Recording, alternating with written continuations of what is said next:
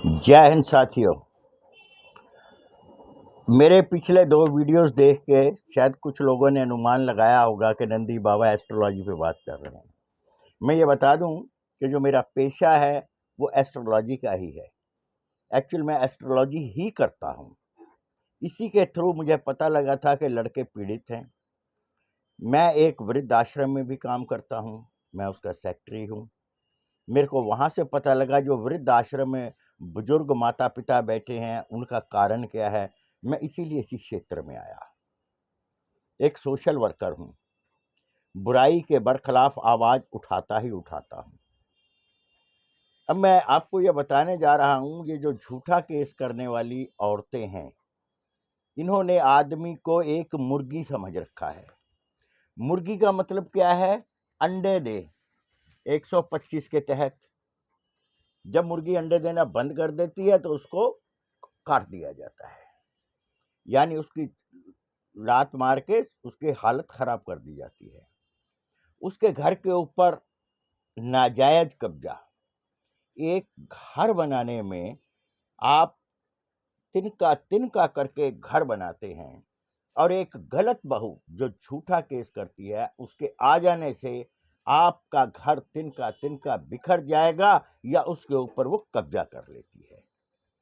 अब हम बहुत चिल्लाते हैं कि ये कब होगा, ये संशोधन कब होगा, कब बदलेगा। मैं बताता हूं ये कब बदलेगा।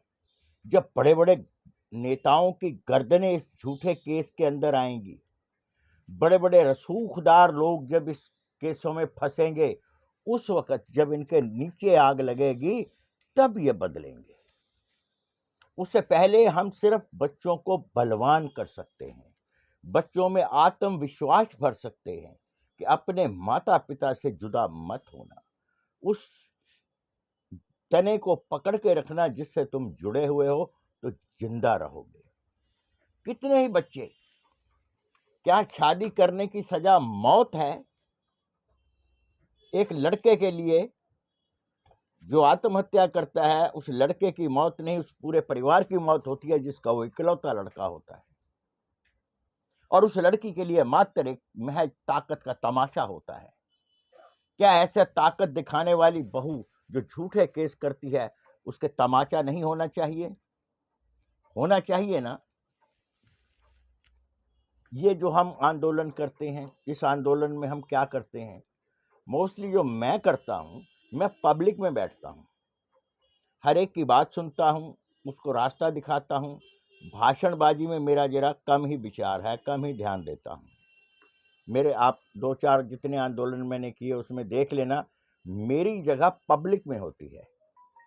मैं पब्लिक के पास जाकर उसका दुख दर्द सुनता हूं और उसको बताता हूं कि इससे कैसे बचा जाए। और एक मैं आपको और जरूरी बात बता दूं, आप पर केस हुआ है, वकील के पास भागने से पहले किसी पीड़ित के पास चले जाइए, वो आपको अच्छी सलाह देगा। वकील आपको बताएगा ये केस फलाना ऐसे कर ले, ढिमका ऐसे कर ले, जबकि आपको भी पता है, उस वकील को भी पता है, संविधान में पुरुष के बचने का कोई रास्ता नहीं है। सिर्फ लड़की फॉल्ट करे तो ही आप जीतते हैं। अब लड़की फॉल्ट करती है क्योंकि वो सारा केस झूठा डालती है।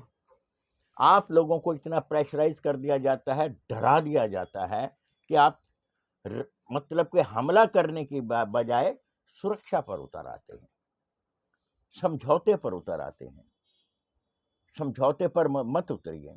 जिन बच्चों के केस 2 साल 3 साल से चल रहे हैं और आज उनकी पत्नियां कह रही हैं कि हमें अपने पति के साथ रहना है, तो मेरी बात ध्यान दें, उनको मत लाइए जब तक फैसला ना हो जाए आपके केस का, क्योंकि वहां पर एविडेंस की जरूरत पड़ती है उस लड़की को देने की जो उसने आपके ऊपर एलिगेशन लगाए हैं।